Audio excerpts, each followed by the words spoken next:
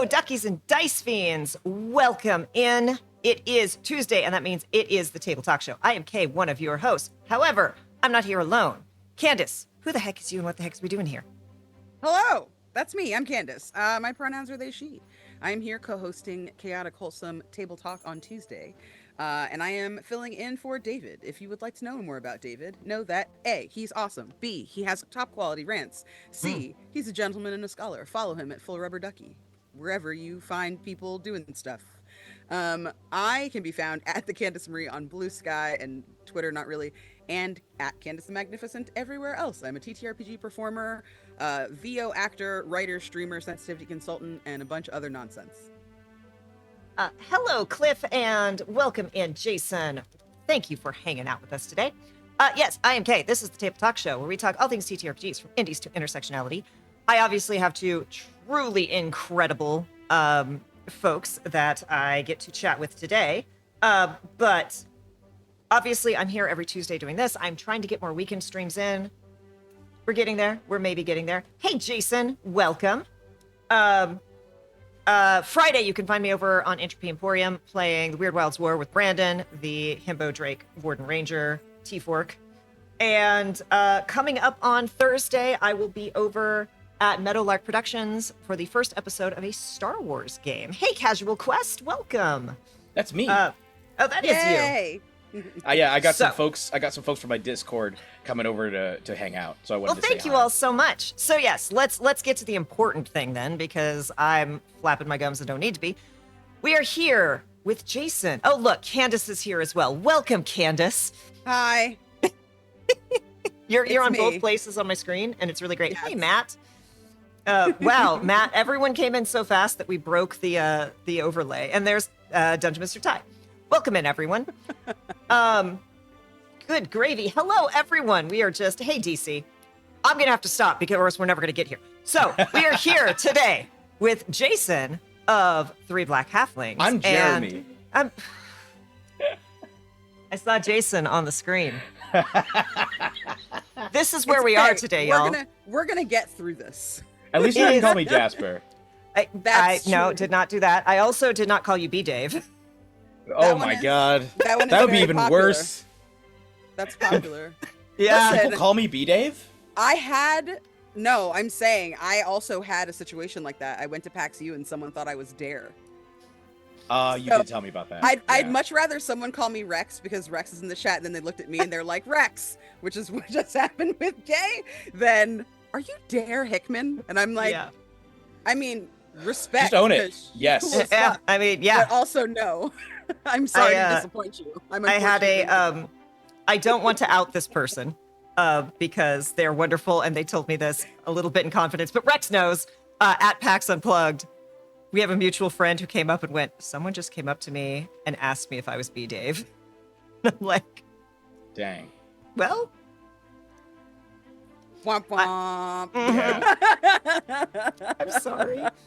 No. And like the only thing we could say in this person's defense, because the person who got called B Dave is like, B Dave is a giant, right? Like, yeah, if you don't know, B Dave 6'9". is huge.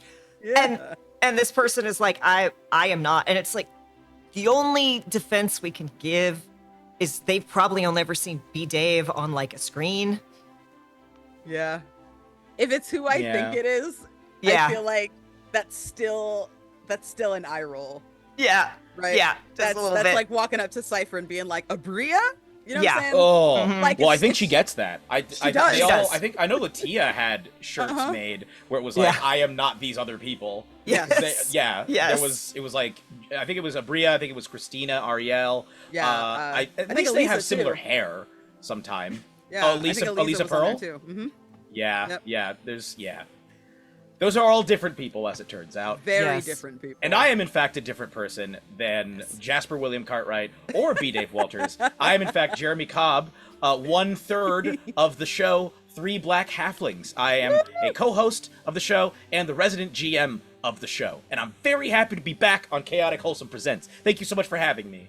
Yay! Thank you for being here. And once again, I know I said it when this was over, but I'm a say it I said it when we finished up the game, but thank you again for GMing for Juneteenth, because that was such a delight. And the amount of pain that you caused Cypher has just left me giggling for months, because I got to make all of the close-up shorts of Cypher just going... At the latest dino pun. Like, what are we doing? What did I sign up for? I'm like, Black Joy, Cypher, Black Joy. The one I literally I had to cut all the other audio and just slow zoom in on Cypher when it was, what kind of animal would you like the whiskey to be made from?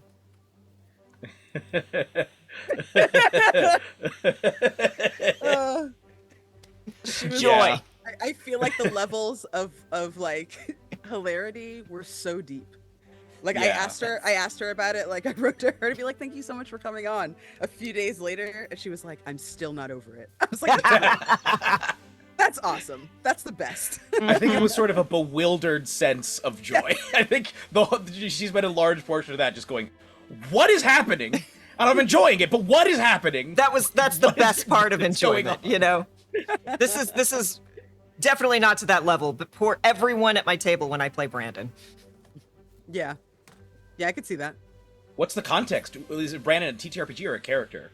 Brandon is a character. Brandon is my I love the idea of it being a TTRPG, though. I do want to say. Yes, that is fair. Y'all want to play some Brandon? Let's play some Brandon. No, Brandon is my trans himbo Drake Warden Ranger, who's also the party stoner, and spent 6 episodes on having shipwrecked onto a different continent, the continent that his country is at war with, and not knowing it for 6 episodes. How did he not piece that together? It's Brandon. Like it was there's Ranger, so navigates by the stars, knows the stars very well. Different hemisphere, none of the stars are the same. Spent multiple episodes just straight up asking people, like, what happened to the stars? Why are the stars weird? And everyone else is like, the stars are fine, my dude. And met no locals who had the telltale accents or Just- languages. That's not how he rolled. clothing or No, religions. we don't think That's that way. not how he rolled. No, he doesn't. None of that. He also makes good berries. It's his own special strain. And you eat one, you've got about an hour to get somewhere safe. That's great. 10 out of 10. Very So fun. if- I actually broke Eugenio with him. Yeah. It was great. If we were going to play a TTRPG called Brandon, what would that be? What would the rules for Brandon be? What would that game be about? I think the first rule of Brandon is you don't talk about Brandon. Okay. Checks out. So there's something clandestine about it Yeah. and somewhat secret. Sort of like the game, which all of you lost. Exactly. I think if it is a tribute to Brandon, then it is also like, you know what you're trying to say, but you specifically have to say it in a way so that no one else will know what you're trying to say. Are we playing is- characters? Are we all playing characters in the... I don't know if for in all the- characters or for all different parts of Brandon, talking to Brandon. Ooh, I like Like, that. are we all Oh, voices okay. in So Brandon's it's like head? an inside out. Yeah, Like I don't- inside out. We are all Yeah. aspects of Brandon's psyche, but we cannot acknowledge that we are actually all the same person. That is what I like. Yes. Okay.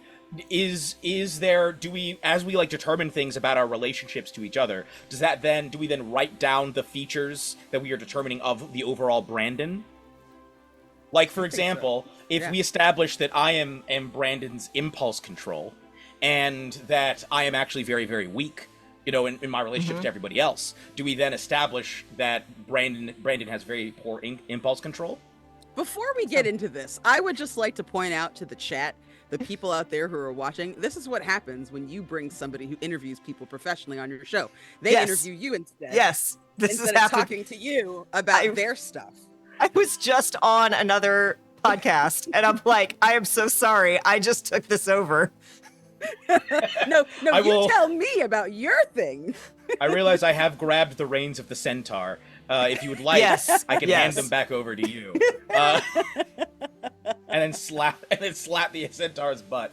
I mean, real look, quick before- you are, for those of you who don't know, this was a real long discussion that happened in our Discord today, because if you were not in the Cataclysm Discord, we spent a lot of time discussing centaur accessibility.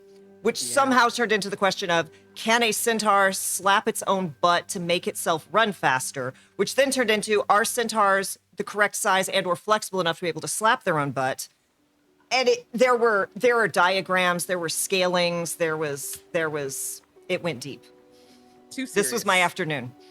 I got to just read all that. Everyone's like, we're so sorry.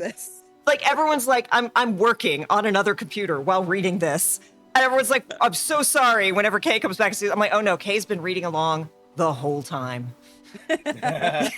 Kay's just letting y'all have this. Get it out of your system before tonight. Wardenclyffe does once it's argue, in your system, it doesn't leave.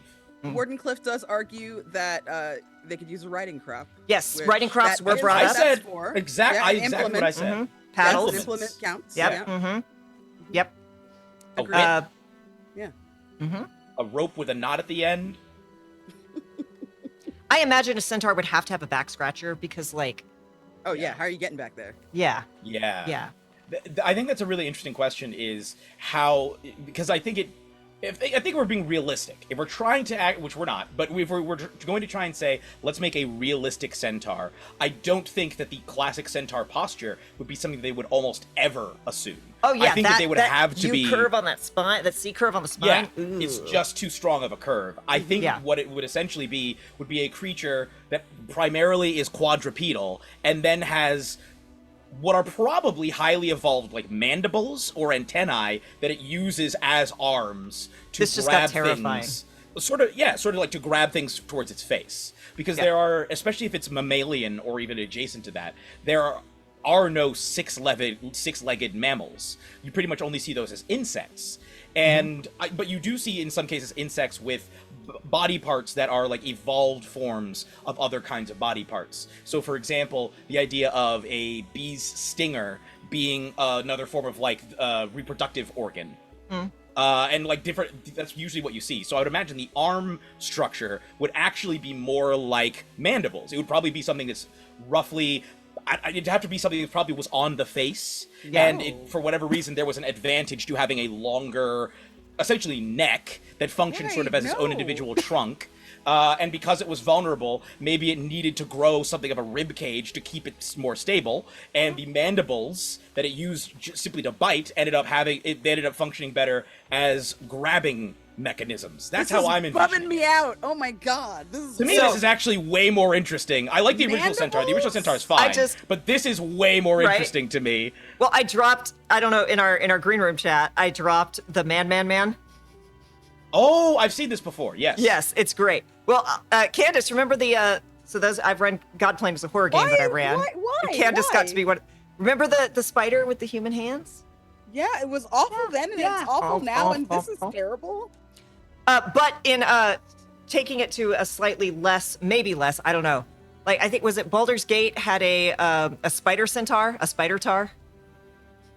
Which Baldur's Gate game? Hey, Rex. I think 3. Was it 3? Yeah, it was 3 because it was one of the characters. Oh, you mean a Drider? It has a Drider. Yeah, it has a Drider. Yes, it has a Drider. Which is a spider centaur. Basically, yeah.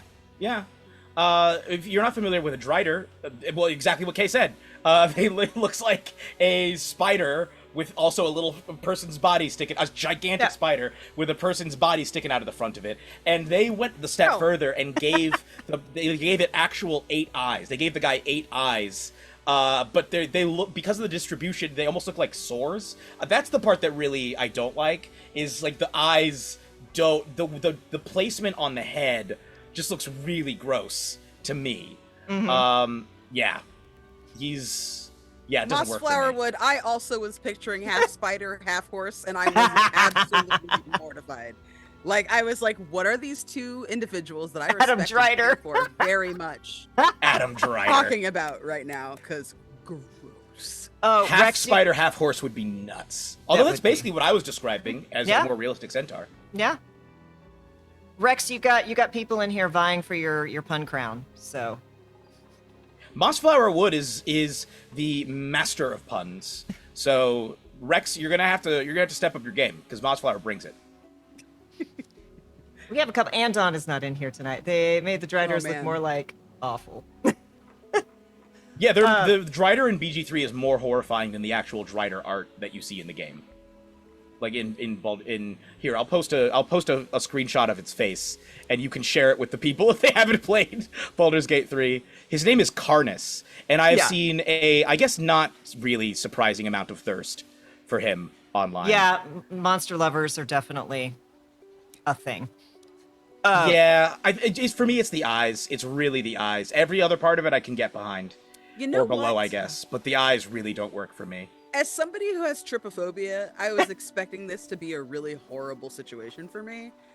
And honestly, I can't say with 100% certainty that I would be interested in making sweet, passionate love to this person. But I can say that I would consider it heavily. He's got a sexy torso. I just think when you see them blinking independently on the sides of his face, and like when you see it in different light, it looks like he has like sores or something on the side of his head. I apologize, y'all. I dropped it into the Cataclysm Discord. I can't upload an image to Twitch chat. So there's a deer. Wait, let me see if I can find it. Speaking of things with weird holes on their heads. No. There's a deer. I know what you're talking about. I can't look at it. It really bothers me. It's one of the muntjac deer. Yeah. It's called the muntjac deer, and it has scent glands on its forehead that it can open and close, and it's I really don't like it. Me and Candace both hate it. Okay. It's upsetting. This is tiny deer. This is a slight aside, but it's relevant. So you know the little dance dinosaur emote on Twitch? Yeah. Its nostrils open and close. Really? Yeah. Chat, Why? put the Adorable. dance dino emote, and you watch his his nostrils open and close whenever he turns. They like I don't blink think open I and like close. I don't. So he's clearly aquatic, so he can close his nostrils and go underwater. That's fair. Okay. If it's for evolutionary purposes, I can. I mean, that's why I'm explaining it, because I I can't figure out why else the nostrils would be blinking. They're also eyes. They could be, but it's weird that he's got. It has 4 eyes. Could be. It's got eyes on the sides of the head to watch for predators, eyes on the front of the head to watch for prey. To be a predator, yeah. Yeah. Can we talk about Dungeons and Dragons that's not scary and gross? Can we do that? Although, honestly, City of the Black Rose is also scary and gross. I was about to say, yeah. I was going to ask, okay, so I've heard tell, I don't know. Candace said they didn't do a good job researching this, but we've heard you're doing something called, something about a black rose. It's some kind of show, I think. A podcast, perhaps. Yes, it is an actual play series called City of the Black Rose, Herald of Shadows. It is. It's sort of a, not sort of, it is a gothic horror. It's a noir. There's crime drama elements. There's some romance. There's action. There's body horror. There's regular horror. There's certain people that I know in this, and you're telling me that there's romance with these people? Yes, although surprisingly less than you'd think. I was hoping that more people would be into having some sort of a will they, won't they, heaving bosom type romance. There's really only one that really, in the main series. There's actually a couple on the side. I feel like that's not true. Listen, I'm gonna come correct. I didn't want to be a fanboy. I have done quite a lot of research, extensive research into the series as a whole. Really? And I can tell you that the steamiest romance that you're gonna get is between Bill Wop Wungle and Effie Wungle. If you want romance and you want a torch that's gonna last 10 to 12 episodes, that's what you want. Okay? And when I say that, I mean combined 10 to 12 episodes all together. That's the one you want to watch. I mean, granted, there's also a very sexy, will they, won't they? Oh, I think they are. Oh, but maybe not. Oh, no, something terrible happened, but at the end, maybe. I don't know. There's definitely that. But you really want the Bill Wop Wungle and his wife story. Yeah. There are, so I guess a rundown of the series. It takes place in a setting called Mavros. Mavros is a city-state. It's the name of a city-state. It's the name of both the state as a whole as well as the capital city. It the capital city takes place almost entirely within the capital city of Mavros, which is a megalopolis, very diesel punk, if you're familiar with that subgenre of science fiction. It's got towering Art Deco and neo-Gothic buildings and architecture, incredible like deep canyons and mystery around every corner. It's an old city that they've been building up and up and up. It's tri-level, so the lowest level is the largest. It's sort of like a wedding cake, actually. It's structured sort of like wedding cakes, where you have the lowest level, then the middle level right on top of that, and then the upper level built directly on top of that. And the richer you are, the higher up you tend to live. It's like it's like an even more decadent Final Fantasy VII Midgar. Probably. I've never actually played Final Fantasy VII, but probably, yes. Most likely. There's an upper plate that they built over the bottom city. And so the lower level people don't get to see the sky. Yeah, that's exactly what happens in Mavros. It doesn't complete, the central and upper cities don't completely cover the layers below them, but for a significant portion of people in the lower city and in central city, they just don't see the sun, because there's a whole other section of the city on top of them. I'm a little bit of a Final Fantasy VII fan. I'm sorry. Hey. It's like you mentioned one of something that relates to one of my favorite things ever. And oh yeah, absolutely. Special interest time. Yes. So okay, that's kind of the idea, and that Mavros it's riddled with crime and corruption, and it's super high magic. It's their version of technology is basically mostly magic. So they will the vibes of it are kind of 19th century London or early 20th century New York, kind of mixed together, depending on what part of the city you're in. But like, for example, instead of escalators or elevators, they would have like levitators, because the series uses D&D. So they use magic and have implanted magic into items that allow people can use them for various items. In parts of the city, you can afford, like, for example, you can pay for magical healing. If you're rich enough, you could pay for a resurrection. But then you have to be extremely rich to be able to pay for something like that. There's massive income inequality between the different parts of the city, to the point where people are living virtually completely different lives. You have people living in the lower city who are working in a factory all day, like night and day, round the clock, have basically no access to easy healing, or they get paid incredibly low wages. They live in a terrible apartment building. There's crime riddling the streets. The police themselves are corrupt, so you can't turn to anyone really. Whereas in the upper city, you can go to a normal cafe and encounter an environment where as you sit down, the smell assumes that, like, they sort of pump in a smell just for you that you prefer. Like, you can just choose a smell that you would like to have. You can choose for your food to look and taste however you want it to look or taste, regardless of the actual health content. You can have access to so many things in the upper city. It's completely different depending on where you're living. Anyway, into this scenario, we meet a number of different characters who are all trying to get to the bottom of a terrible murder that occurs at the very beginning of the series. It's a horrific murder that ties in with several characters. We have the first character we meet is called Hecate Hopewell, played by cannot remember their name. I think it was Candy. I think Candy something. Candy the Marvelous, something like that. Hecate Hopewell is a Shadarkai, sort of a shadow elf, shadow sorcerer, who's a former coroner who retired after seeing some stuff that was real fishy with the police, but still lives in their parents' old funeral home, or next door rather to their parents' old funeral home, and it is just generally a magical and strange individual who doesn't have a lot of friends but has a heart of gold. And then we meet Bill Wop Wunkle shortly thereafter, who is a constable from not within the main city of Mavros. He's actually out from the region known as the Boonies, way out in the rural area. He's the head constable for the civil parish of Gersta Lee, and he's basically Marge Gunderson if she was from England's West Country. Just a real, like, oh yes, I'm here to do good things and help people, and very jolly sort of fellow. He's a gnome as well. He's a gnome Swarmkeeper Ranger, so he can summon little bugs to come help him with Yes. things. And he has been working in the city now for years, trying to reform the police department there. He's not really a member of the MPD, but he's been trying to help. He's been trying to help reform it. He has an organization called Snuggle. I can't remember what Snuggle all stands for, but his organization is called Snuggle, and he's been trying to reform the police department to varying levels of success. But he's kind of struggling, and he's doing his best, but the things he's encountering in the city are making it harder and harder to keep that flame of hope alive in him.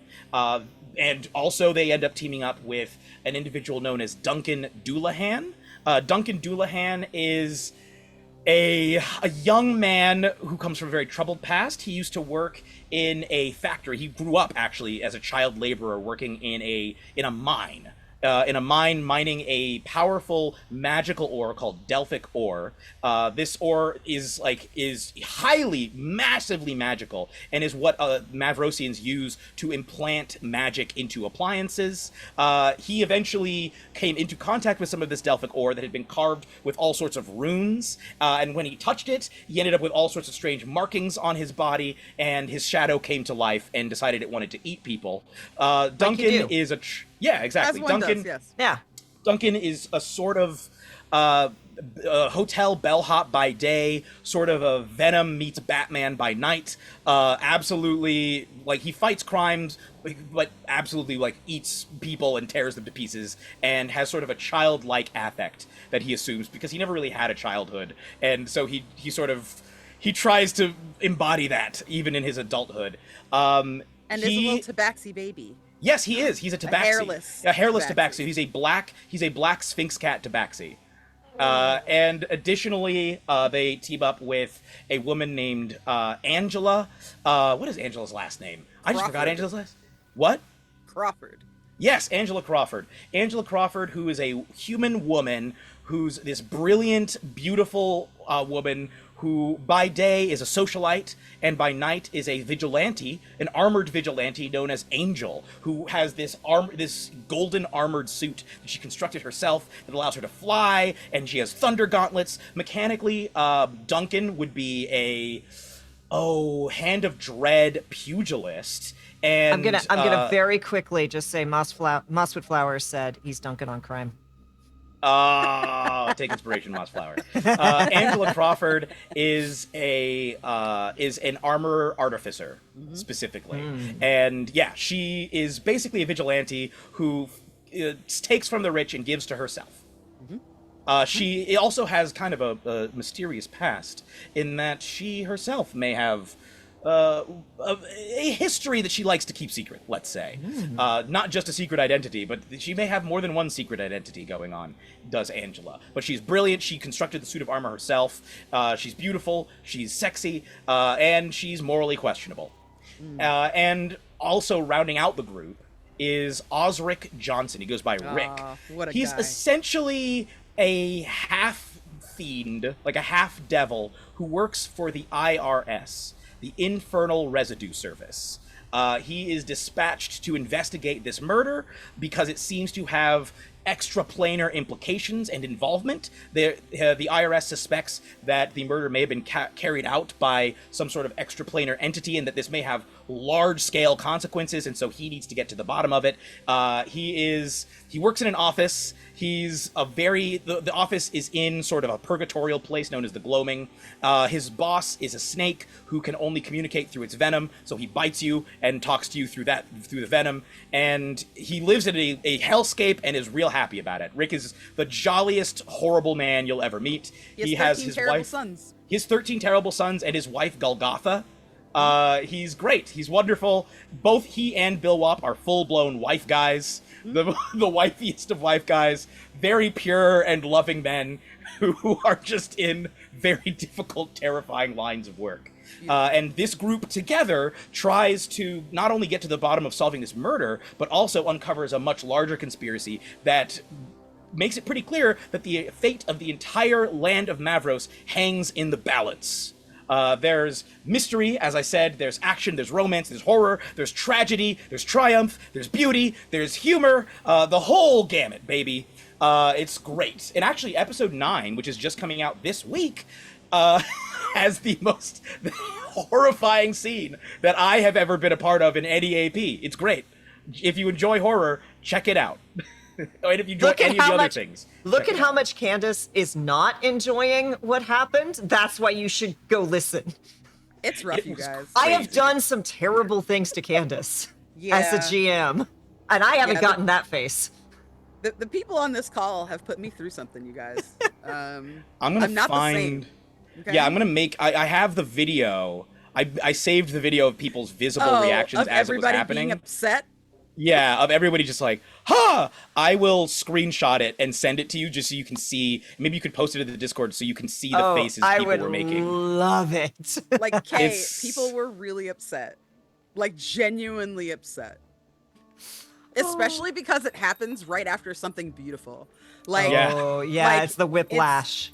it's that wonderful. So, to give you context, the previous episode is brutal, right? The previous episode, granted, all of the episodes past episode 2 are pretty awful. Clive says thoughts and prayers, Candace.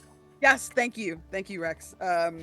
Clive. So at the end of episode 8, right? There's like a moment where you're like, "Oh no, I think our guys don't got it," and then something happens, and then the guys find themselves somewhere else. And when they get to the somewhere else, you're like, "Oh, well, it's episode 9." You know, there's 10 episodes in this series, right? There's Yeah. 10 chapters of this book. And, you know, chapter 9 is probably people rallying the troops. Everybody's going to go home and have a snack and get a good night's sleep and just, you know, enjoy their life. Right? Right? No. Wrong. Incorrect. False. No. I have never gone into a final combat going, you know what? I think this might be it. I think this might be it. There is a section of this game where everybody has to decide what they're gonna do before combat, because you know you might not be coming back. So you should probably talk to your friends and your loved ones and say your goodbyes and make sure that your will is straight before you go in. Like, deadly, you guys, deadly. It's bad. It's bad. It's bad. Yeah. Very bad. Very bad. This screenshot is just gold. It's going into the Discord right now. Yeah, Oh I'm my taking a few other goodness. ones of people just like. Do you see no one was happy, Kay? No one was happy except for Jeremy. I was having a great time. Let's see if this will let me copy. Let's see. Let me see if this will let me. Copy. Oh, come on. Open in browser. This is how I'm going to do it. Open in browser. I will fight you, internet. Okay, copy image address. This, I will Yeah, it ask. was. I It was rough. think y'all might be able to click this and see it. I think. Click. I'll post it. I think I posted it. It in my does come up, Discord, yes, if you click it. Good. So, Jeremy, why don't you tell us what it was like to record your vignettes? The Yes. vignettes and the way that you've used them this season have been pretty cool. It's really awesome to be able to get like little glimpses around Mavros of both characters that are directly involved and related to the story, as well as characters that are more ancillary and are more in the backdrop and the fabric of Mavros. How did you choose your guests, and what were some of your favorite stories?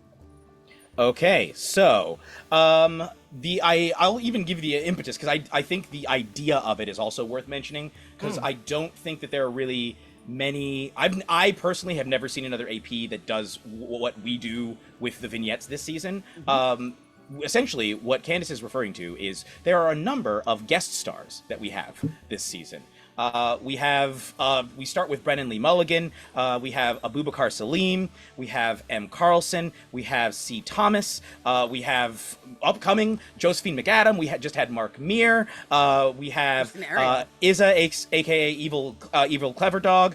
We have Christina Ariel. A really great host of guests. And the impetus was threefold. One, I wanted to have more people in the season because there were a lot of people that I really wanted to play with and just never got a chance to, that I really liked and was like, oh, these people are great. I really want to have them in, but we can only have so many cast members. So it was an excuse to bring them in. And essentially what these are short stories that in some ways intersect with the main story and sometimes don't. Occasionally you'll have something that has plot implications for the main story. And sometimes you'll have something where there's one character who briefly appears, is mentioned in a previous episode, but you don't really, never really comes, you don't really know what's going on. Another character, I think, gets mentioned later on in another episode, but you don't actually, like, engage with them. Some of them it's just completely separate from the rest of the story, and it's like maybe they're connected to NPCs, but the idea is partly to get more guests, just so I can play with more people, partly because it is called the City of the Black Rose, and part of what I really wanted to accomplish was making the place feel alive. And I think what sets cities apart from, say, smaller towns, in smaller towns you kind of have an idea of everybody's stories that they are experiencing, whereas in a city you can be surrounded by people, feel very alone, and yet if you just take a moment to look around, you'll realize every single person is having whole stories of themselves that are really powerful and intense and meaningful. And I think that's something that I wanted to, I've never seen that really done as much in an AP like this, or very few series really. So I thought it would be really fun to get a chance to be like, hey, while the main people are doing this is happening to these other people. But also the idea that what we do in a large ecosystem like a city, because really, even though you may feel separated from people, you are all part of the same ecosystem. What you do impacts other people. And so there's an episode, as I said, in episode 2, the characters walk through essentially like a magic opium den, and they happen to see a couple of NPCs having a conversation. Don't even talk to them. I mention them, they walk past. In the next episode, we hear that NPC's conversation. They don't even notice the other characters come in, but they're having their own really intense interaction. And then after that, they have this really powerful, intense, emotionally tragic story. And there's like a slight mention of the chaos that the PCs are causing. That they just happen to see the aftermath of it and like, what was that? And just move on with their own lives because they have their own stuff to worry about. And I think that, and then at the end of the series, because the main characters' decisions have such massive implications for the rest of the city, the plan, we'll see in episode 10, is for us to get to have a glimpse into how that affects each of the remaining characters and where they kind of go, each of those vignette characters and where they kind of go after this. So yeah, I'm very excited about it. The process of recording it was really fun. I selected people based on, I came up with a list of people that I thought would be really cool to have in the series, and whoever I could get to schedule with, and whoever said yes, which pretty much everybody said yes. But it was just a matter of scheduling after that. And it was really, really fun. It was really fun. It was really exciting. It was really powerful. I loved this is actually the fourth part, was it allowed us to get more emotional tones into every episode, because some of them are very funny. Some of the vignettes are really, really funny. Mark Mears, for example, this isn't a major spoiler, he is the concierge at a magic hotel. And he based his character off of the actor Frank Nelson, who, if you're not familiar with him, he was very famous in the 50s and 60s, mainly, I think, on TV. I think he was on the Benny Hill show a lot. And he would usually be he'd play a guy in, like, the service industry. And whenever somebody would ask for his attention, he'd turn around and go, yes! And he would always be very difficult to work with. I don't know, Mark. I've never seen Mark pull a character like that off. Like, I don't. And so he based his character on that guy. His character's name is Nelson Ganymede, and he comes from a long line of concierges of this magic hotel. And we come to find that apparently long ago, his family made a bargain with whatever powers control this hotel, that they would always be the concierges of the hotel and would never leave, and in exchange the hotel would always provide for them. And so we get to see all of the bizarre things that happen. There's a perpetual party in one room where every so often, every few cycles, the never-ending square dance assumes the exact right formation to summon a demon, and he has to go deal with that. Like a number of different challenges. He hears about what the PCs are doing, and he's like, okay, I gotta deal with that and all that stuff. But we find out that there is a room in his office, a certain time of day. His office essentially becomes unstuck from time. And when he goes in there, all of the previous concierges and future concierges are in the room. And so as he walks in, all of them turn around and all go, yes! Because apparently it runs in the family. But he has, generations after generations. His father is dead, but every day he still gets to see his dad in this room. And his grandparents, he gets to see them and eat lunch with them. And so as beautiful as that is, there's also the complicating factor. He has never met his descendants. He remains not only unmarried, but also none of his descendants have ever appeared. And nobody knows why. And, it's supposed to happen in perpetuity, but all of them are becoming increasingly worried that no concierges have appeared past him. And so we kind of get to the bottom of what's going on there. And so that's, one parts, and then immediately from there we go to a really action-packed sequence that ends up being really horrifying and disturbing, with this very evil, it's a very bad frog. This is a real bad frog. Awful. Doing some bad things to people. Awful. And I have all my characters love frogs, so they wouldn't love this one. This No. one's real bad. He's real bad. No. And we have a whole gamut. We have in that same episode we have a secret organization, a clandestine sort of occult organization of rich people who just love to dabble in mysterious things, called the Nightshade Lounge. Just a lot of different fun things that all happen, and you basically what it allows us to do. And one of the things I love about storytelling in general is getting to hit a lot of emotional tones, because I think when you can hit more than one and they all are hit well, they all hit harder. When you have a funny scene, it hits harder when it's followed by or preceded by a sad scene. When you have a sad scene, it hits harder when it's preceded by a funny scene. We have an action scene, it's gonna work better if you're like, oh, okay, well, now we have action. Oh, and when you have horror at the end, you're like, oh no! Oh, I don't know. It takes you on more of a ride. I feel like your storytelling is very slow paced and kind of monotone and not very complex at all. No. Yeah, it took Just a the most real Ben straightforward. Stein impression the whole time. Yeah, just Bueller, roll for initiative. Yeah. The whole time. Yeah. But anyway, that's just a glimpse into the adventures of City of the Black Rose. I think it's a really, really cool series. I love how much we were able to fit into it. I think it's really special and powerful in a lot of different ways. And I think it feels different from most APs. I think that's one thing that I've heard from a number of people, not only with the vignettes, but the whole way it's constructed. I've heard APs that sort of lean in a noir direction, but none of them are this fun that I've heard. They may be really good, but none of them are like, ha-ha! You also laugh. And then at the end, you're like, oh no. I think it still overall feels like a very dark toned series. But I think, especially with the addition of Caldwell Tanner, who plays Osric Johnson, I think what he does is kind of emblematic of what the whole series does, which is it takes all of those gothic romance elements, the horror elements, the action, the mystery, the tragedy, the just grim elements of such a world, and says, let's have fun with this. And so when it's sad, let's be sad. When it's scary, let's be scary. But we can do that while also sometimes being funny and putting a spin on it. That's like, for example, in the case of Rick, sure, his world is horrible and he likes it. That's exactly, he views that as normal. He's an office worker who's like, yeah, of course my boss bites me in the neck whenever he wants to talk to me with these 4-inch long fangs. This is normal. Yeah.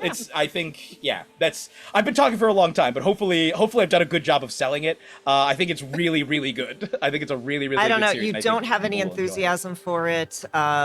There's no passion that I see. You should maybe work on that. Utterly passionless. Oh, I can actually, I don't know if we've released any character art, but I've decided that I'm going to share some with you because Thank it's you. really good. And Because it it's needs to really be. good, and I haven't seen it on social media, and it upsets Yeah, I don't actually know what the plan is in terms of sharing it, but it needs to be shared, so I'm going to share some of it right now. Oh, Actually, boy. the image behind me is Mavros. The I image- assumed. Yeah, that's Mavros. so good. That's the city. You can see this Gorgeous. is the lower city, and then above of the second level, you can see just the beginning The of Central lights? City. Yeah. You can see. Yeah, those lights are the glow crystals that are in the underside of the Central Yeah. City. Let me see here. This is going to be. I will show you Yes. Candace's character art, and I do have to. If I was wearing, where's my hat? I have a hat. I have to take my hat off to Candace. for coming in.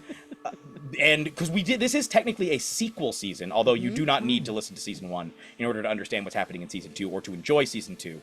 But Candace is a new player for this series, is playing a new character. Absolutely crushes it. The whole cast is fantastic, but Candace is here, and I need to give them special props for coming in as a newbie and absolutely tearing it up. The opening scene of the series is Brennan, and the second scene is Candace, and you don't feel a drop off in quality. Nice. That's what I can say. That's the highest praise. Thank you. Because let me tell you, most people were like, Brennan already dead. That's the whole reason I came here. And I'm like, okay. Oh, yeah, small spoiler for the opening. Really little and cute, so just come on back. Jeremy Fested pointed out you can get full episodes through Black Halflings Patreon, and yes, there's a link in chat as well. Hell yeah. Yes. So we are releasing it in parts on our main feed, but if you want to hear the whole episode just when it comes out, go to the Three Black Halflings Just Patreon. go binge. And also talkbacks. We have talkbacks for every episode. Right. City Watch is really good. That's juicy. Yeah. There's a lot of details behind the scenes. The scene that we're talking about in episode 9 that's so disturbing was actually improvised because we had a different plan that would have affected a different character, but because nobody did the things I expected them to do, I had to make do, and it honestly turned out great anyway. Yeah. Pretty solid. But yeah. I am going to, so again, I'm going to drop these into the art and creative in the Chaotic Wholesome Discord, and then I'm going to link them into chat. And hopefully you'll give me permission to also link these. Oh my God, I love the tabaxi so much. Yeah. Candace knows I have such a soft spot for hairless tabaxis. I've never gotten to play. I've got one, and I've gotten to play in one shots, but I've never gotten to play them in a campaign. Someday that's gonna change.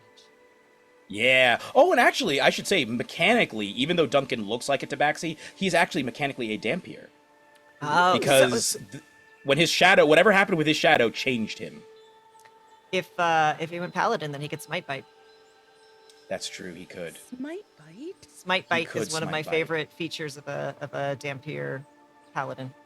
That would be extremely cool. He is not a Paladin. He's basically the Pugilist is directed. It's created by Benjamin Huffman. It's sort of a in between mix of the monk with minus a lot of the problematic stuff that comes with the monk in terms of the writing of the class, along with sort of elements of the fighter and elements even of the barbarian and even a little bit of a ranger in some ways, an urban ranger. It's very, very cool. And Jasper plays my God, the damage that guy can deal out. It's wild. Crazy. Yeah. Yeah. Thank you to Painting Pirate for the raid. Welcome in, raiders. Oh, hey, Yay. Pirate. Thank you so much. How are you doing tonight? We are talking to Jeremy from Three Black Halflings. Yes, we are discussing City of the Black Rose. This is some not been released on social artwork that was just shared with me, so you all get to see it behind the scenes. So fly.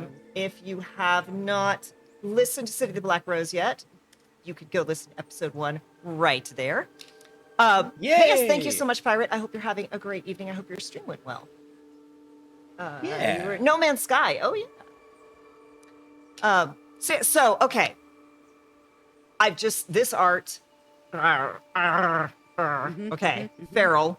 But I want to make sure that we spend a little bit of time talking about. You've got a Kickstarter coming up. Yes, Great we segue, do. Because same artist, right? Yes, exactly. I assumed that was going to be. I was hoping that was going to be a nice. Exactly. Yes. Actually, it's a triple. Okay, so I know this artist because they went to high school with my friend Taylor Svetkovich. Taylor Svetkovich is relevant to this channel because he created the game Paradox Perfect, which we played on Juneteenth last year. Yes. So without Paradox Perfect, we would not have this art. Weirdly, because I probably never would have found out about Val Babylon or Babayants. I'm not sure which they go by, but Val is their name. They're incredible artists. They've done art not only for this, but also for season 1 of City of the Black Rose, and also they've done character art. I think they did the character art for Outlaws and Obelisks. They've done a lot of art for 3BH. They're incredible consistently, and they're doing the cover art for they're doing the cover art for the book, the source book, City of the Black Rose, that we're doing with Roll and Play Press, an incredible book publisher based in the UK. They make really, really, really good stuff. I've been having a blast working with them so far. I might get to see them in person this week, because even though they're based in the UK, they have come to the United States, and they're less than 2 hours from me right now. So hopefully I can go see them. And unlike in the UK, in the US, that's not very far at all. Exactly. That's not that far in the US. So hopefully I'll get to see them. But yeah, they're an incredible company. I've been essentially, what's been happening is I'm supplying them with huge amounts of lore, usually in the form of extended voice notes, and they are coming back and putting that into digestible chunks of text. And the cover of the book looks really, really cool. I don't know if they've actually shown the rough cover yet. So I can't share that, but it's really, really good. But I'm excited. Please, everybody go check out the Kickstarter. Actually, do you have a link to the Kickstarter? Because if not, I can give it to you. I just dropped one in chat, but I can drop it Awesome. again. Please follow that Kickstarter. It's going to be launching after the series ends. I don't know if it's going to be right after the series ends. There are some other exciting things currently happening behind the scenes that I cannot talk about at 3BH that might result in it being delayed slightly, but for very, very good reason. It's going to be even cooler if the things that I'm thinking are going to happen do end up happening. But yeah, it's really, really exciting. The Kickstarter is sick. You know what I can actually share? I can share this. They showed me, this is a mock-up of the deluxe version. Let me find it. I sent... Yeah. Ooh. Let me find. I have the photos here somewhere of essentially it's the deluxe version. It's like a deluxe case for the book. Let me see. Is it? It's more like a six starter then, huh? Says Hey! Moss Flowerwood. Take inspiration, Moss Flowerwood. I told you they bring the puns. It's great. We love it. Okay, and then Yeah. Zoom didn't even show me the Maya, so I'm about to upload and share that as well. Yeah. Think Maya about it, Hilden. oh my goodness. Yeah, Ooh. so Ooh. that one's Angela Crawford, looking pretty Mm. sick. Let me see. Where is it? Oh my good gravy. I am extremely gay for that armor. Sick, right? Also, I should say the editor for this is an award-winning editor who worked on the last two God of War games, the two most recent God of War games. Oh, For our AP series, Good the job, sound Daniel. editor. Yeah, Daniel's a beast. Daniel Ramos is the editor for the series, and he is highly skilled and awesome. Where's the photos? I sent him. There they are. Okay, I think we found him. Yeah, okay. Here. And you can show that to people. Essentially, the deluxe version, this is the plan, is for the deluxe box version to essentially be like a briefcase, like a detective's briefcase that you can open. It's going to be super duper cool. And actually, you know what? What I will do is I will screenshot part of the cover, so you could get a glimpse of the cover, even though we haven't. It's not like final. I will not link that one in the VOD. How's that? Okay. It's only Well, I can for show. the live Yeah, art. I don't want it. Yeah, I can show you the full cover, and you can be like, "Wow."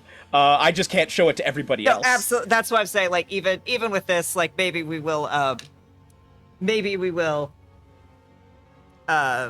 post it now so people could see it, but like, we're not going to post the link in the VOD just to make sure. Yeah, because we don't want to get it out. Because we like you, we want you to come back and not get in trouble. Exactly. I hope I would be very sad if they were like, "Hey, look, man, sorry, you showed the prospective cover of the book, and now we're just not doing it.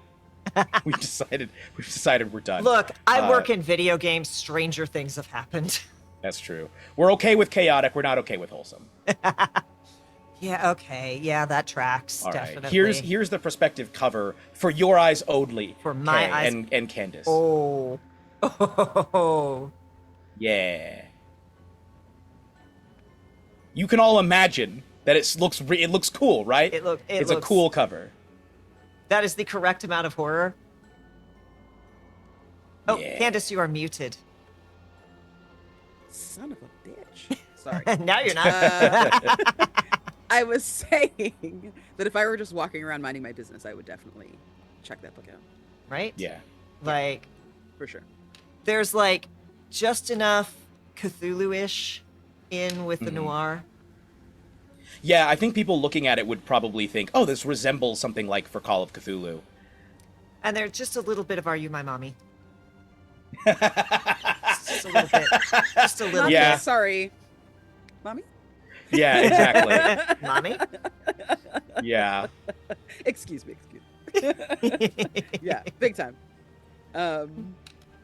So then what do you think, how do you think the differences between season 1 and season 2 for someone who's just coming in for the first time, what tonal differences should new fans expect between the two if they do decide to listen to both? Yes, so if you listen to season 1, you will hear pretty much everything that I described, minus the romance. There's comedy, there's horror, there's mystery, there's excitement, all of those things, all of the vibes are all there. In season 2, everything gets cranked up. Everything gets supercharged. Season 2 goes further in every single direction. It is funnier. The mystery is a lot deeper and more complicated. The horror is much more horrifying. It goes way further in every direction. It's bigger. So you're saying it goes it's more to 11. epic. Yes, that's the phrase that I was thinking but not using, and I'm glad that you used it. This is Spinal Tap, one of my favorite movies ever, and yes, this season does go, well, sadly it only goes to 10 in terms of the number of episodes, but in terms of the vibes and intensity and everything, goes to 11, absolutely. And yes, like Wardenclyffe says, there is a lot more exploration of the city. That was one thing that I really wanted to have, was more locations from the city, and within episode 1, in episode 1 by itself, we already visit more locations than we do in all of season 1. Season 1 is only 4 episodes. Season 2 is 10 episodes, and there are some characters who appear in season 1 who also appear in season 2. There's several of them. Bill Wop is in season 1. Duncan is in season 1. Pims, who is one of the vignette characters in season 2, is also is a main character in season 1. Zora Hildebrandt, who's on the cover, she's the mommy on the cover that you saw, is a main character in season 1 and has influence, let's say, in season 2, and appears after a fashion in season 2. But yeah, that's I think that's pretty much everything. I think that's everybody who appears in season 1 who also shows up. Well, no, there are some villains who show up in season and supporting characters who show up in season 1 who also appear in season 2. That's what I will also add. Okay. Yes. So you can have a great experience just listening to season 2, but there will be certain moments where you'll be like, hey, if you listen to season 1 as well. You'll be like, oh, like when a character shows up, you'll be like, oh, that's the one, that's him, yeah, oh, okay, yeah, okay. And it's fun. It's a lot of fun. There is a certain amount of joy for me as a listener if I like jump in on like a season 2 and I listen to it and I'm like, cool, I like that. And then you go back and listen to season 1 and you're like, oh, now I gotta go listen to season 2 again. Yeah. This is the second time that we've done a sequel season, and this is more of a direct sequel. The first time we did it was with Tales of Wagadu. Actually Wagadu, the Cub and the Caterpillar, Wagadu Tale was the very first AP series Three Black Halflings ever did. It was a blast. It was wonderful. It was using the Wagadu setting that was built for the now defunct, sadly, MMORPG. That was being called the Wagadu Chronicles, but we were the official actual play podcast of the Wagadu setting. Go check out the Cub and the Caterpillar. It's really good.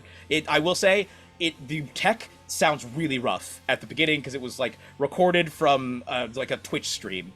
It was for the first 10 episodes or so. The tech is at times bad. There's an episode where Lou Wilson guests, and I don't know how this happened, but Lou ended up having full-on construction work being done inside his apartment on the day that he was guesting, and so he had to spend virtually the entire stream not only wearing a mask because there were men in his house working on stuff, but he was on mute for most of it. But he's still great. He's still fantastic. Of course, he's Lou. Yeah, he's still awesome. But then the latter half is after we've joined with Headgum, and Daniel starts editing the episodes. So the tech quality just shoots through the roof for the last half of the season. But even so, it's still really emotional, it's still really powerful, it's still really epic and fun. That one's a much more lighthearted series by comparison. There are still scary moments, there's still intense moments, but overall it's a much more fun adventure in comparison to City of the Black Rose. But we did a sequel season to that called Tales of Wagadu: The Curse of the Spider Queen. And if you listen to season 2, you can enjoy season 2 on its own, but season 2 takes place 100 years after season 1, and features almost entirely new characters. But there are a number of appearances from characters from season 1, which if you've listened to season 1 and then immediately listened to season 2, hopefully you will very quickly start picking up references to things that are mentioned in season 1 and possibly even characters from season 1, where you're like, hey, wait a minute, was that actually this person? Throughout the season, there's a cameo of a supporting character who shows up like in episode, I think, 5 or 6 of season 2, and then in halfway through season 2, we actually have sort of a 2-episode epilogue for season 1, featuring the cast of season 1, plus the incredible Christina Ariel, and my God, for a pair of episodes, they will rip your heart out, stomp on it, pick it up, like punch it a bunch of times, just put it through a wood chipper. Those 2 episodes are brutal, just emotionally. People came away from like, but at the same time, like it feels you feel like you end up with a very satisfying conclusion. I think epilogue to season 1, and then season 2 sort of incorporates all that stuff and then carries it forward. So I recommend listening to both, but you can just listen to season 2. The audio is better throughout, and it starts out good and finishes good, but I definitely recommend listening to both if you can. And then I would say that was the first time, but that was like more of a distant thing that would make references and sort of loose tie-ins. This is like, let's carry over a lot of the same plots. So like, oh, this is 2 years later, what has this character been up to? 2 years later, what has this character been up to? They're all in sort of different places in their lives. They all have different struggles and foibles, and each of the NPCs also are in different places in their lives and stuff like that. So I really enjoy doing this one as a sequel, as more of a direct sequel, and having, again, it stands very much on its own, but it also functions very well if you've listened to season 1. And yes, you are correct, Candace. Emily Axford is in the 3BH show Outlaws and Obelisks, which you should also check out. If you enjoy any of the other stuff that I've talked about, Outlaws and Obelisks is a post-apocalyptic North Africa-inspired Western series. It's a blast. It features, let's see, Connie Chong is the first character who shows up. Jonathan Charles, who plays Bill Wapwunkle in City of the Black Rose, and also appears in Wagadu season 2 as Abu Wade. And in Outlaws and Obelisks, he plays a character named Onuris Budge. Connie Chong plays a character named Chong Husher. And then we have Jasper William Cartwright playing Tovo Reeves, aka Rust. We have Luyanda Unati Lewis Niao, but everybody calls them Unati, playing Panya. And then Emily Axford as Lula Jacksplit. That one is off the chain. That if you like adventure, if you like fast-paced storytelling, wild world building, comedy, a surprising amount of body horror. It's not as scary as City of the Black Rose, but there's a surprising amount of body horror in that series, and just weird West vibes and really unpredictable stuff. You absolutely check out Outlaws and Obelisks. It's crazy.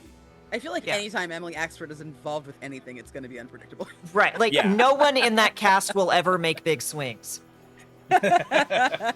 Yes, my prince. Wardenclyffe is referencing perhaps the most popular NPC from that series, which is a telepathic camel. There's a telepathic camel who becomes a beloved NPC. Oh, What about a camel centaur? Ooh, a camel centaur. Okay, so actually that series does feature centaurs. They are not camel centaurs, but they are based on the they're called the Sephaxian cavalry. They are based on the Numidian cavalry, the real life Numidian cavalry, which were a unit of light cavalry horsemen who fought in the Punic Wars and were known throughout that era for being incredibly skilled light horsemen. They were hit and run tactics, extremely skilled, and in this series, the Sephaxian cavalry were an elite group of cavalry who, when the apocalypse occurred, were magically fused with their horses, and so that is why they are all centaurs. I mean, that's pretty rad. That's a good side effect, I think. I'd Yeah. be okay with that. Also, you're like talking about light horsemen, and I'm like, horses made of light? No, sadly. They're just small horses. They're small Tip-tapping thin their- horses. Jason wants spider camels. Spider camels? I don't think there's any camel spiders in that one. I don't actually think there's any spiders. There's a blob. Well, camel There's a scary spiders are a blob. thing, aren't they? Yeah, camel spiders are real. That's a thing. Yeah, Yeah. camel spiders are real. I don't Not think we have spider any camel spiders. camels, but Yeah. camel spiders. Yes. Yeah. Australia has those. and We they're do awesome. have hippinos in episode 1, which are half hippo, half rhino. We also have in that episode time-displaced chickens, who are unstuck in time and will go through their life cycles very quickly. Sometimes they will age, sometimes they will regress back to being in an egg. They're really unpredictable, but they are time-displaced chickens. And they end up is it? factoring in surprisingly into the series. Like, what is it with DMs and their weird birds, man? You've got weird time-displaced chickens. Kay and David have I don't know what sanguines you're talking about. that are evil and bite. Like, Are they're they cute evil penguins? To be fair, they're they adorable. they are and then sandwins. They swim through the sand. Now, I don't know if you've ever seen the inside of a penguin's mouth. I have. Yeah, so it's Not that good. but carnivorous, right? Yeah. Like it's that, but like, they actually look like they're gonna do what they're gonna do. But they also have frills. So, they're these cute little and they like swim through the sand and pop up and then you get close and they go and open their little mouth, you see the horrible teeth, and then the frills come up and then they dive under the sand and start charging so you. they're like the Jurassic Park Dilophosaurus? Yeah. Correct. Uh-huh. Wow. So I was playing my Minotaur Bo, minding my very own business. And the worst part is that the world that they're in. So this is the part where we're going to interview Kay. Kay and David wrote Godplane, and it's awesome. They have now taken 3 different tables through it. They need to continue and do more. But basically, one of the main features of Godplane is that there are a bunch of different planes of existence that you can potentially go to when you open certain doors in this realm. So every time that we would finish a scene and it was time for us to go to a different realm, we would go into like this weird like liminal space sort of that was like between doors. And then wherever we went on the opposite side, somebody would have to roll like a D100, and then Kay would be like D20. So then you go wherever Kay says you're going. So the first place anybody rolled, I think it was me as well. I fucked I fucked it up for everyone. I mean, it was going to be terrible no matter where you went. I mean, sure, but this one was even worse because Bo is a real sweet baby, all right, a sweet Minotaur angel, and she is a builder. She's less an architect and more of a builder. She carries a big like hammer that she does work with, but also is a weapon, and is just generally a shaking leaf of a Minotaur, or at least the beginning. And so Bo is like, why don't we just go to this one place? And so we open the door, and there's like a beautiful wonderland of sand and sun. There's palm trees from what I remember, and it's so pretty. And there's like slides and like a little hill to go sliding down and all kinds of cute stuff. And there's penguins everywhere, and they're dashing left and right, and they look They're so hopping happy. up to the top of the thing, slide and then sliding going down down. on their belly. Right, it's precious. And Bo comes in, like all 6'2" of her, and it's like, oh, babies, and has like 6 sanguines like on them within seconds. And the Kay is like, Candace, what's your passive perception? I'm like, no, why? Kay's like, yeah, you feel a bite, and it's not good. It's not good at all. You feel several more bites, actually. And then you hear a shrill noise. It sounds like some kind of battle cry. I was like, wait, what? Got fucked up by these penguins, like fucked up. And it took everyone else in the party a minute to realize, because all of them were like, ooh. All of us were having a really good time. And then we got absolutely massacred by penguins, like fucked. It was bad. It was a bad time. And then Wow. and then Piper knitted David and I matching Oh, shout out to Piper. Crocheted us. Their, Yes, Piper's their the crochet best. skills are incredible. It's so They're good. killing it right now. It's got a tail, but it's not caked up like all their other. Like the frogs, yeah. They Yeah. love to make some caked up critters. It's true. They do. It's their favorite. I respect it. Yeah. You should see their chickens. The chickens are Go where your excellent. passion takes you. Yeah. You got to give them animals the booty. Yeah. I mean, what are you doing with your life if you don't have the booty? Speaking of animals with booty, actually, Outlaws and Obelisks also features a creature. I did not come up with this. My friend Ryan came up with them. They're called Hoats. They are a combination horse-goat creature. They are very common in the land of Utarum. And at one point, the characters go into a saloon, and there is a very thick Hoat sort of dancing on one of the tables just as you do in a classic Old West saloon. But the Hote is just real thick. It's a very, very thick Hote. Meaty Like 4 haunches. C's? 4 Yeah. C's? How many C's are we talking? Yeah. Thick Hote. It's got some haunches. So yeah, we do need a Hote centaur. Yeah. Yeah, it's true. Yep. But yeah, the Hotes are fun. They're very, very fun. Well, Everybody who's heard that series is thinking to themselves, yeah. Right now. yes. Moss Flowerwood says, did anyone see that one documentary where Benedict Cumberbatch was pronouncing penguin? Penguins and penguins. Penguins. Penguins. I love that. It was that, and about the same time was the commercial for Jaguar. Jaguar. Yeah. Yeah. It's weird how this is a tangent, but We don't do those here. it's true. This is pure wholesomeness, no chaos. There's a trend I've noticed where Americans tend to pronounce Spanish words more accurately, and Brits tend to pronounce French words more accurately.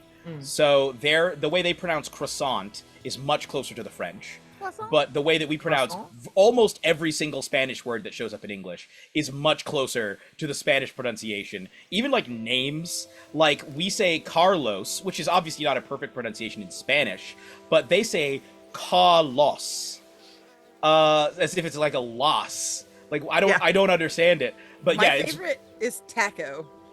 yeah, that's oh my goodness. Yes. Taco Tuesday. Oh, what are we doing here? I'm the only American at a table of all Brits in this one, and I play a cowpoke who's got the Texan drawl that's the flat that just people think you're not smart. And actually, it's sped up too much because I just can't actually play the game. Speaking as slow as the folks I grew up with, I can't do it, right? Especially not with as much as this character talks. But their name is Burton, and they're just like they are just like Burton. You know, it's that very Yeah. And none of the Brits. It's like That's I have long decided that Burton cannot do other accents, like can't lose their own accent, can't do it. And so when they try to explain to the other people in the party how they say, they're like, "You're like Burton," and you just watch the Brits die. Oh my goodness. Burton. I like that it stops sounding like a word and more just like a sound. Burton. Yeah. And yes, I am the one from the Dallas area. Yes. Like you get bumped and you're just like Burton. Burton. Yep. Burton. That's no, like why are you saying it? You've got like so many syllables and letters in there. It's just Burton.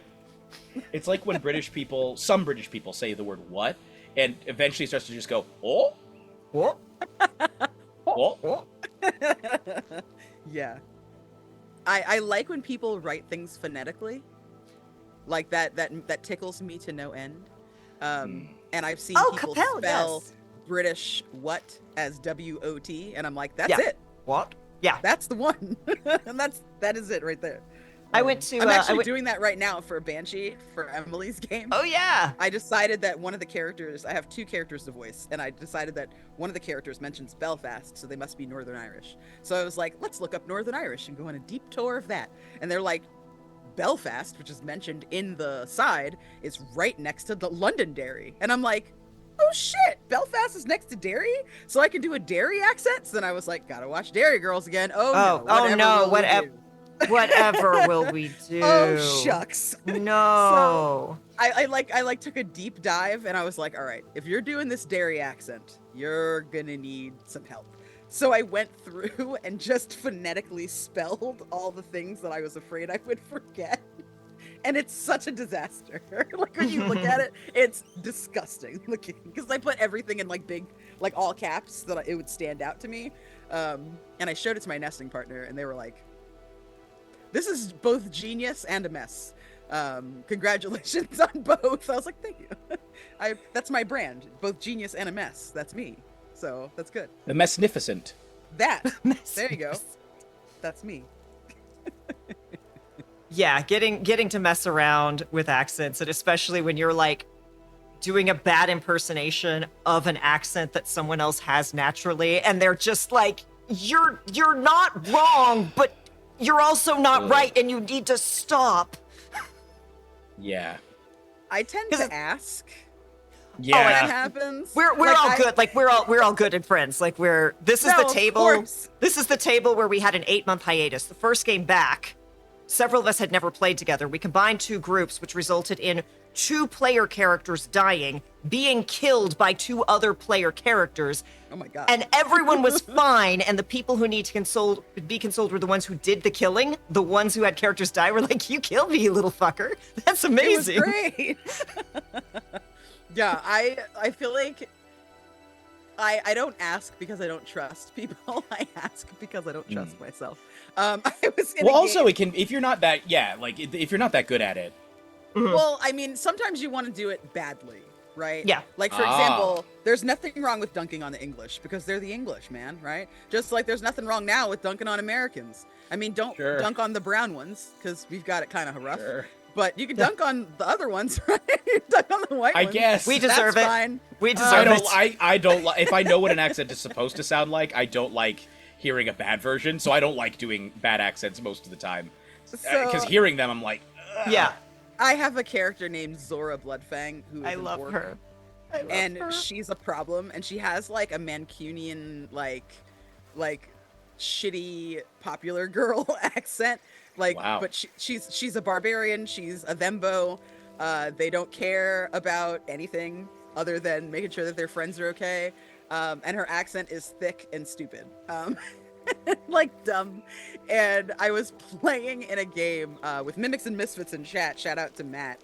I was playing my very first session of my first game with Matt, which was called Fate of the Ocean. That was Pathfinder. And I brought Zora in because I wanted to make a new memory with that character. She was like the 3rd or 4th character I'd ever like made in a big AP that I'd done. And we were all playing pirates like on a ship. And so she was just this jacked like bruiser who would like the person who carries all the shit. You know what I mean? Like when you're disembarking from the boat, she's the one who has like 8 fucking arms of fucking rope and shit, right? 6 bins on her arm. So I made this, I like tweaked her up and I made her really awesome. But Robin, Captain Crail, who is the DM for the Adamless podcast, they have a really beautiful English accent. They're an English person. And they're really good at doing lots of different regional dialects of English accent as well. And the second that I heard them open their mouth, I was like, hey, so I need to ask you something. This is the first time I've ever had a conversation with you in my life, and you're kind of a big deal. Like, your show's good and everybody really likes you as a person. I really don't want you to dislike me, but also I just need you to tell me if I should change my character, because my person, she talks like this, and or she's just real lazy with everything she says, and it's awful. And he's like, I am so delighted right now. I have never been more pleased in my life. Please let that be your character's accent the entire game. And so then Dylan started slipping into it, and we both had the accent. It was awful. It was so good. Yeah, it's like with my group, like, again, it's the southern, like, actually very intelligent, but you'd never know it, you know, from just how they talk. And then they're, you know, everyone else sounds so posh, and they're like, you're all just sitting here going like, yes, we should go do this thing. No one can take it seriously. It's just, I like it when my international friends do their American accents. Oh, yeah. That's what, that gets me. I have, That gets again, me good. this group has been like, so, you know, we all have backup characters because it's a highly lethal thing. And I'm like, well, next character, I kind of want to bring back Sully, who had like an Irish accent, but I'm never doing an Irish accent in front of people. Like, I don't do British or Irish accents in front of people from the UK because it doesn't matter. Yours could be perfect and they will go like, no, that's not right. Those are the people from like 2 blocks over and those are fuckers. So no, don't do that accent. Yeah, I think for me, I just can't do it. Like, I really, like, I can't. If an accent sounds bad, I am, like, out. Like, immediately. Even if it's a good accent overall, if I can tell, like, because I went to drama school in the UK. I lived in the UK for 8 years. I'm a dual citizen, so I'm also British. I've heard a lot of British people try and do American accents badly. I've heard some do it really well. but I've heard a lot of them do it really badly. Yeah. And I've also heard what English accents are supposed to sound like, by and large. And so when I hear like a bad one, it's like, dude, I really, really do not like this. But because of that, I can also often tell when in the case of like voice acting, or just acting in general, when a British person is doing an American accent, because there are certain mistakes that they consistently make that it's like, I bet you.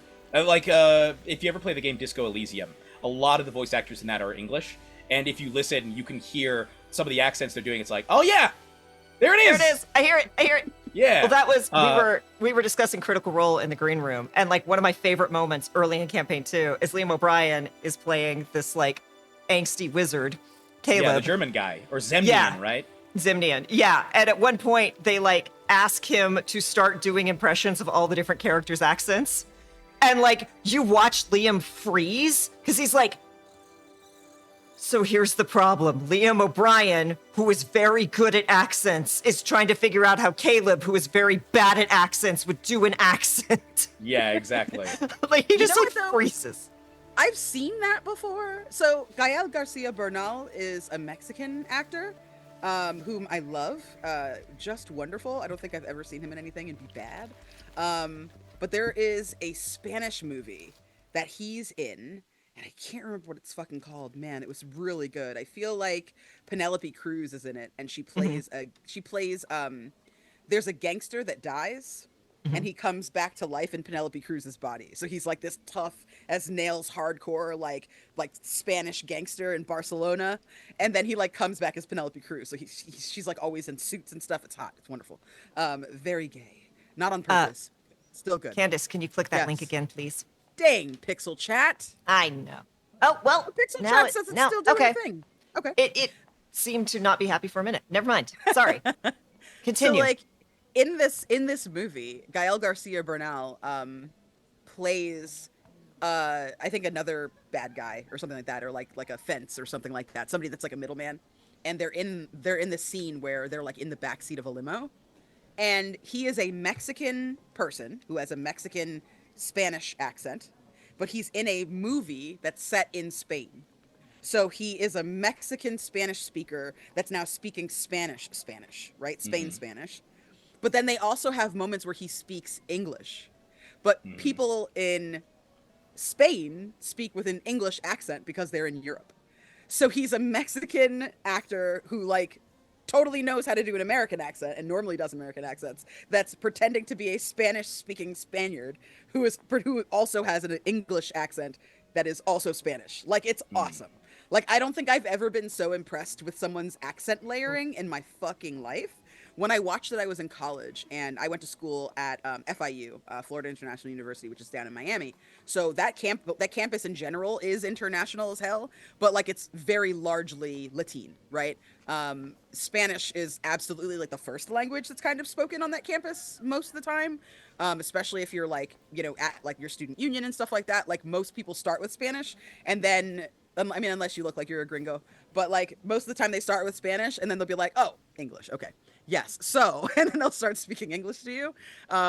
So I learned a lot about the different dialects of Spanish accents, right? And how people from Cuba sound totally different than people who are from Argentina sound different from people who are from Spain.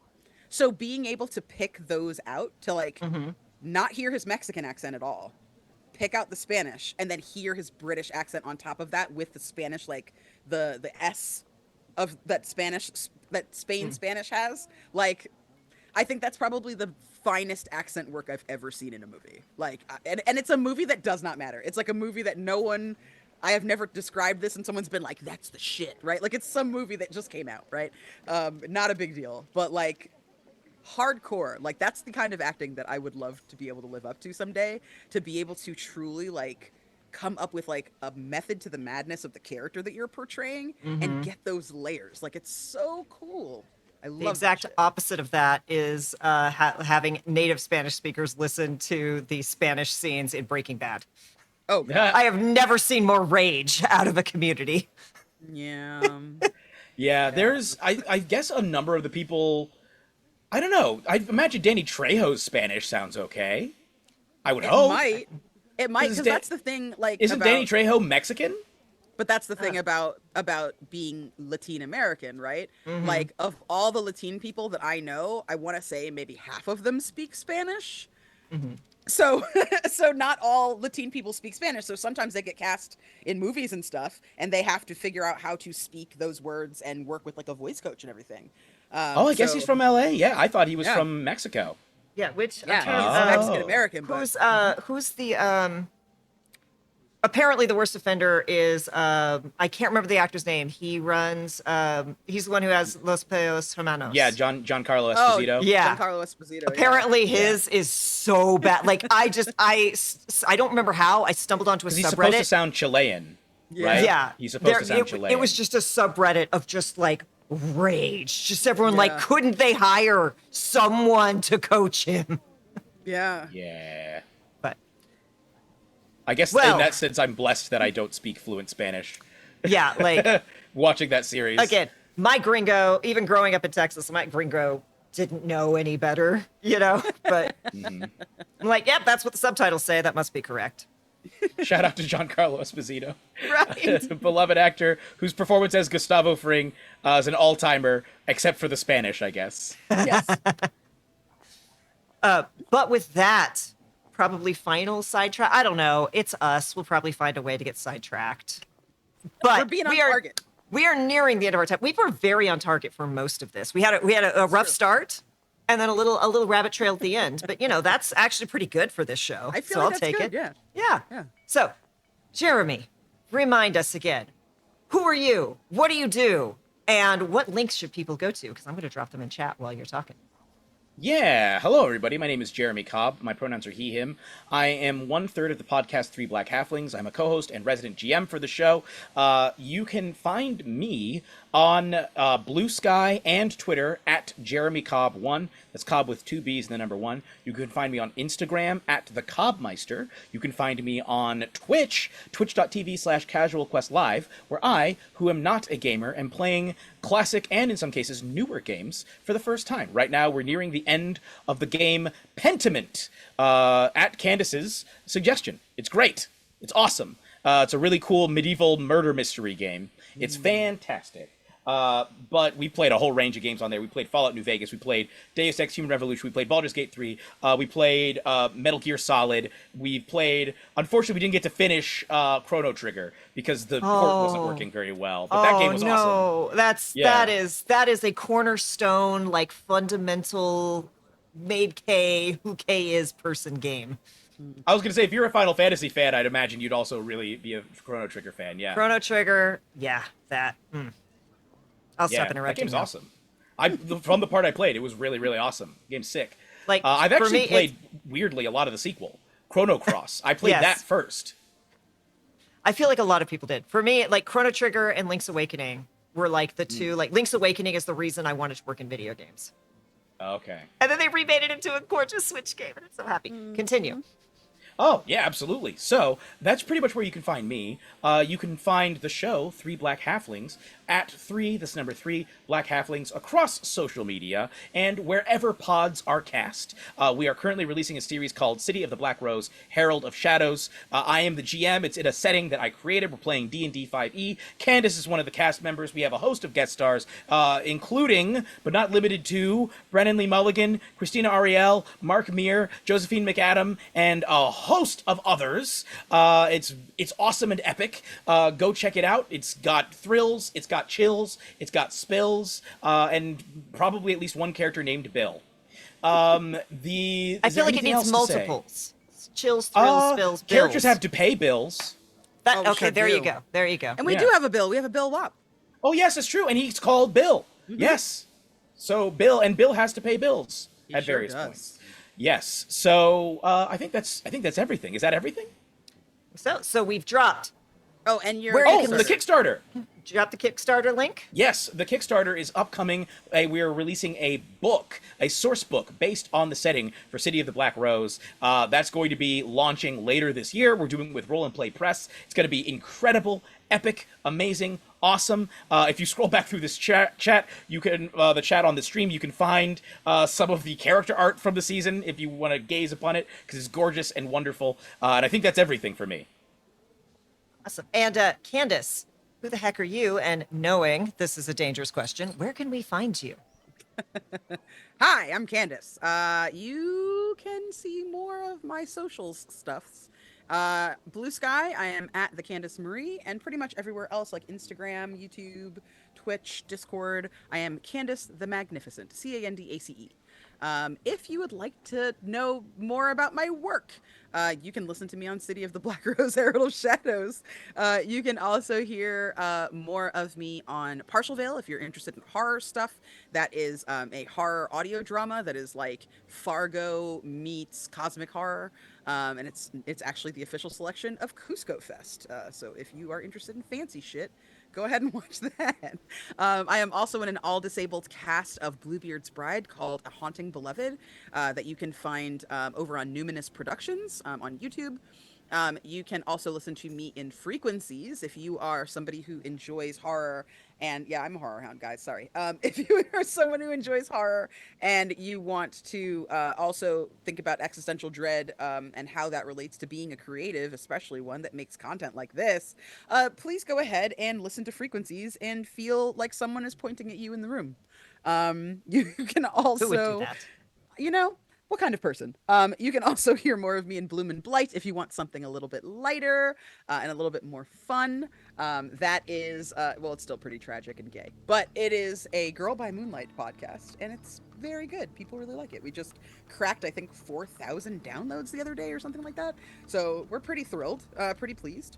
And if you want to see me do live stuff, on Thursday, I will be over at Other Cider Studios playing Wickedness, which is a 3-player TTRPG that's GMless with Sailor Scout Austin and Ambrose for Black History Month. And then my final act of Black History Month on the 28th, I will be over on Apochromatic Unlimited playing Badge Quest, which is going to be an all-black table as well of folks playing this very cute game where you play a little Girl Scout that's trying to face down crime and get justice for the common folk. I think that's it. I'm sure there's stuff I'm leaving out. Oh, Castleton! Oh, I'm in that too. Jeremy and I are both on Castleton. If you are interested in, so Castleton is bananas. It is a 120 player plus TTRPG AP. It is very unusual. The episodes are quite long. They're like 5 hours long. But if you like Bridgerton and Hunger Games style drama, I would argue even Game of Thrones level drama, and intrigue, I highly recommend you watch Castleton. I play a character on that show called Lady Amaya, who is a delight. She is also a Minotaur, very sexy. And I am also the patron to Onaje, who is Jeremy's character. So if you want to get in on that, definitely take a look. You can find it at Winter's Tales on YouTube. I think that's it. I feel like that's probably it. But if not, just look at my socials. I'll tell you more. There's always something more. I did do an interview on Just the Humans channel just this morning, and I will have another interview on the Gamer Shares channel on Friday morning. Okay, let's see if he'll do it. Yes, this is Gilmore, the real star of the show. Gilmore. Baby! Come on, high five. High five, Gil. Good job, baby Gil! You're amazing! This is Gilmore. He runs Gilmore's Glorious Gigabytes, which is the internet in my house. And yes, I am Kay, she, they. I do this every Tuesday. Most of the time, my usual partner in crime is out of commission for the moment. We're hoping to have him back soon. And thank you to everyone who's been sending him well wishes and messages and such. You can find me here Tuesdays. I need to do more video game streaming. I will get back on that. I swear. It's hard to do things when your usual partner in crime has been missing for months. And it just, it's real difficult.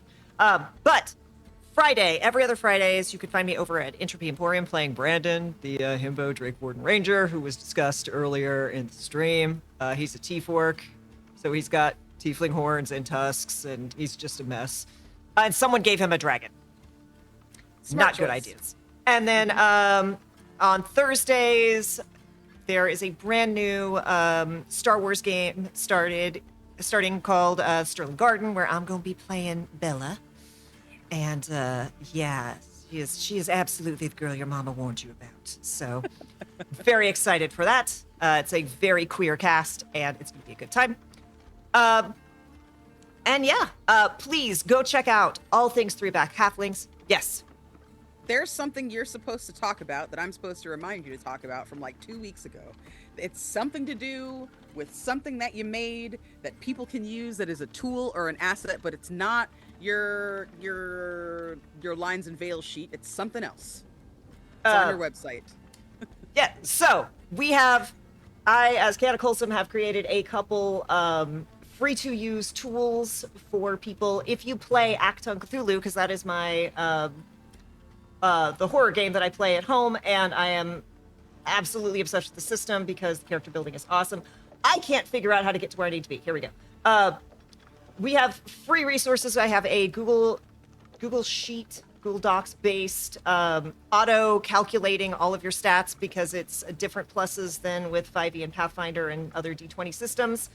And we also have a free Lines and Veils tool, Google Docs based. You put in your stuff, you put it all together, it auto updates, it protects privacy, and it's, I'm really proud of it. We just had Hannah Rose come on because she found us through using that through her games. So the link is in chat if you would like to check out those. They are all free. And please, it's dangerous to go alone. So take these tools and have better games and make your tables safer and more inclusive for everyone, because that lets everyone have a better time. And yes, that's it. Jeremy, thank you so much. Wow. Thank you for having me. Thank for you. coming I on. had a blast. Same. Wow. Same. And we are going to jet off and find someone to raid. Thank you so much, Painting Pirate, for the raid. Thank you, Banana Mobster, for the follow. And FYI, y'all, we're at 750 followers, or 749 followers. So one more, and we're at the 750 mark. So, you know, just saying. Yes, applause. Thank you so much. Thank you, thank you. And with that, we are going to run away. We will see you hopefully next week. Be kind to yourself, be excellent to others, and we will talk to you soon. Bye.